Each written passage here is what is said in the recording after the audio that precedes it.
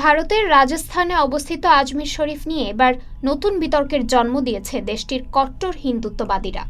উত্তরপ্রদেশের সম্ভলে জামা মসজিদের ঘটনার রেশ কাটতে না কাটতে এবার এ ঘটনা সামনে এসেছে। কট্টর হিন্দুত্ববাদীদের দাবি, খাজা মঈনুদ্দিন চিশতির দরগাটি একটি শিব মন্দিরের ওপর গড়ে তোলা হয়েছিল। এ বিষয়ে নিম্ন আদালতে আবেদন জানিয়েছে হিন্দু সেনা সংগঠনের প্রধান বিষ্ণুগুপ্ত।